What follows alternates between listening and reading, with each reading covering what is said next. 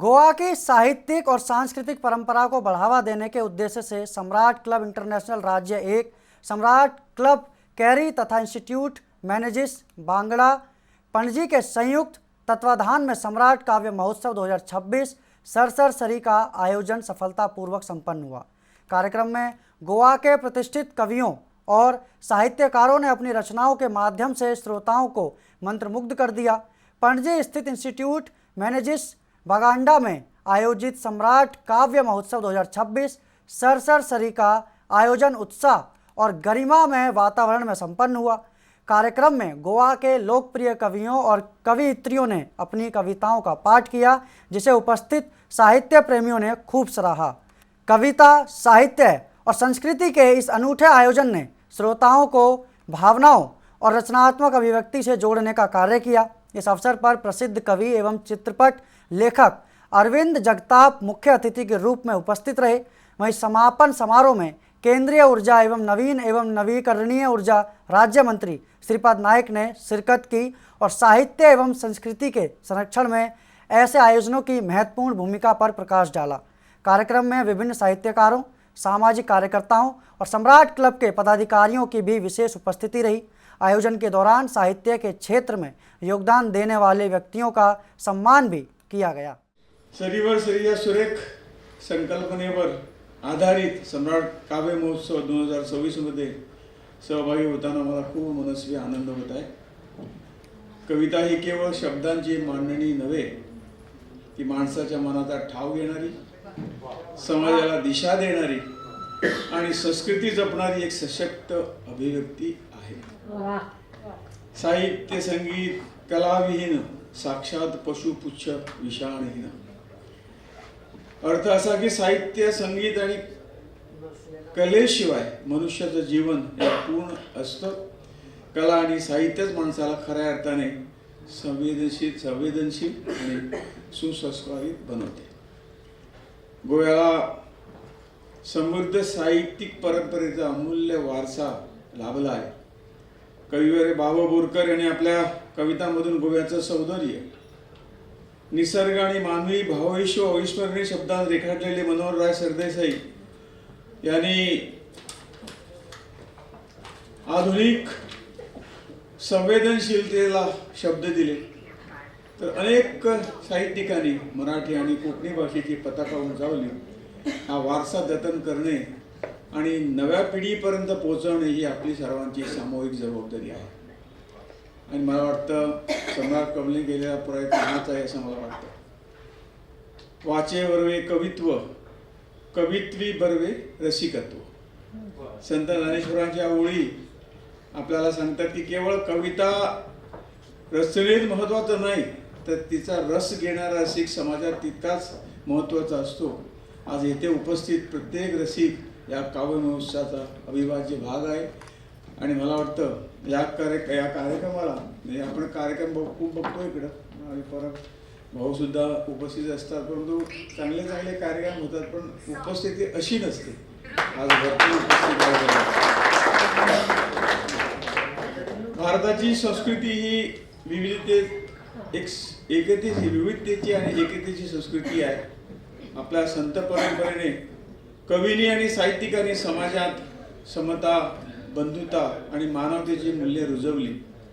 त्यामुळे कविता ही केवळ मनोरंजनाचं साधन नसून समाज परिवर्तनाची आणि त्याला प्रेरणा देणारा एक मोठी शक्ती आहे। आज कृत्रिम बुद्धिमत्ता आणि आधुनिक तंत्रज्ञानाच्या युगात आपण जगाशी अधिक वेगाने जोडलो जात आहोत, पण माणसाला माणसाचे जोडण्याचं कार्य आजही साहित्य आणि कविताच करतात। म्हणूनच अशा काव्य महोत्सवाचं महत्त्व अधिक वाटतं। मला विशेष आनंद आहे की या व्यासपीठावर ज्येष्ठ आणि नवोदित कवयित्री एकत्र येऊन आपल्या प्रतिभेची मुक्त अभिव्यक्ती करणार आहेत, केली आहे। अशा उपक्रमामुळे नवोदितांना प्रेरणा मिळते आणि समाजात वाचन व साहित्याविषयीची अभिरुची पण वृद्धिंगत होते। सम्राट क्लब इंटरनॅशनलने हा सुंदर उपक्रम आयोजित करून गोव्याच्या सांस्कृतिक जीवनात मोलाची भर घातली आहे। आयोजकाचं मी मनपूर्वक अभिनंदन करतो आणि सर्व कवयित्रींना तसेच साहित्यप्रेमींना हार्दिक शुभेच्छा देतो। यावेळी मला कुसुमाग्रज यांच्या या ओळी आठवतात.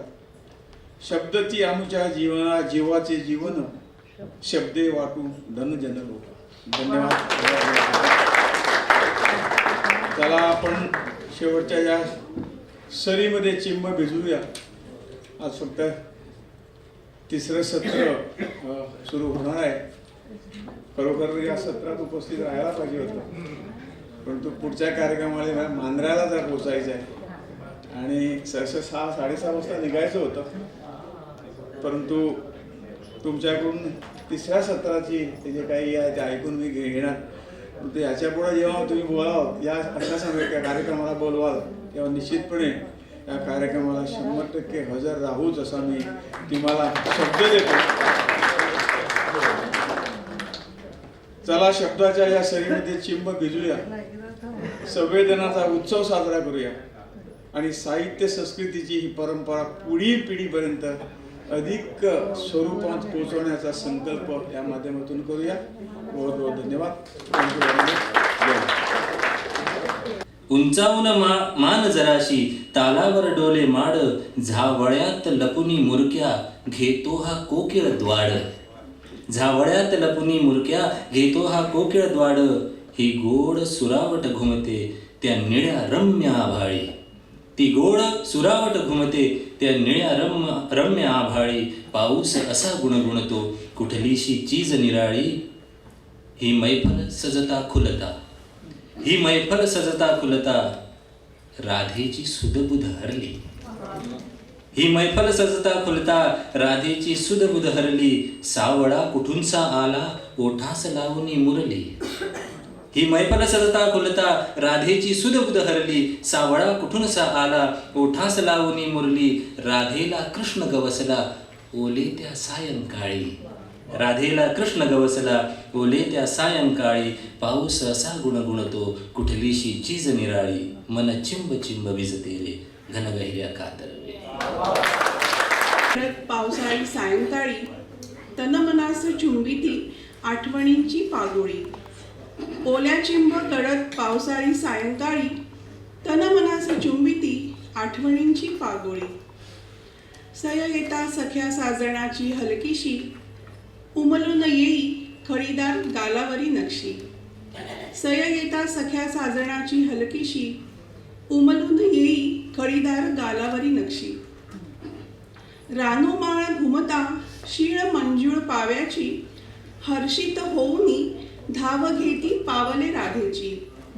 रानोमाळ घुमता शीळ मंजूळ पाव्याची, हर्षित होऊनी धाव घेती पावले राधेची. दूरवरी कानोसा घेऊनी मन फिरे माघारी. दूरवरी कानोसा घेऊनी मन फिरे माघारी. आठवणींची मोरपिसे फेर धरती देहावरी. आठवणींची मोरपिसे फेर धरती देहावरी. पाठी मागून अवचित बिलगता कृष्ण मुरारी. राधेची मुग्ध तनू शिरशिरे सावरी सावरी. पाठी मागून अवचित बिलगता कृष्ण मुरारी. राधेची मुग्ध तनू शिरशिरे सावरी सावरी. थरथरते अधीर अधर एकमेकात गुंफता. थरथरते अधीर अधर एकमेकात गुंफता. सल्लज्ज नेत्रार्ध राधा होई कावरी बावरी. सल्लज्ज नेत्रार्ध राधा होई कावरी बावरी. धन्यवाद. म्हज्या गोंयांतलो पावस अशे तरेन झडटा. म्हज्या गोंयांतलो पावस अशे तरेन झडटा, एक तर तुका मोगी नासल्यार कवी करून सोडटा. सुदैवान हांव कवी आनी हांव मोगी बी, पूण जाचेर मोग करता ताका पावस आवडना. म्हणून म्हाका पावसाक सांगचें दिसता, पावसा तूं पड, पावसा तूं पड, जाय तितलो झड. पूण याद दवर, तान भागोवपाची तांक ताकाच आसा. हें आयकतकच इतलो पावस चडटा आनी पावस चडलो की निसर्गाचो भंय वाडटा, जावं मागीर तें पावल वो काळीज. तेन्ना तो म्हाका सांगता. आतां कविते कडेन येता. गांवांत म्हज्या येता जाल्यार पावलां तुजी राखून यो. गावात मजा येता जाल्यार पावला तुजी राखून यो, निकतोच पावस झडून गेला काळीज मातशे जपून यो. निकतोच पावस झडून गेला काळीज मातशे जपून यो. तुस्त करूंक शब्द उणे, तुस्त करूंक शब्द उणे, नकरे तुझे जीव घेणे. तुस्त करूंक शब्द उणे, नकरे तुझे जीव घेणे. घायाळ हांव इलाज म्हजो करचो कसो शिकून यो. घायाळ हांव इलाज म्हजो करचो कसो शिकून यो. गावात मजा येता जाल्यार पावलां तुजी राखून यो. निकतोच पावस झडून गेला काळीज मातशे जपून यो. पाऊस अनुभवायला लय लागत नाही, लागते ती फक्त मनात जपलेली एक निरागस खिडकी. लहानपणी आपण कागदी होड्या सोडत होतो. लहानपणी आपण कागदी होड्या सोडत होतो, थेंब थेंब मोजत होतो, चिखलात उड्याही मारत होतो. आता मोठे झालो, होड्या हरवल्या गेल्या.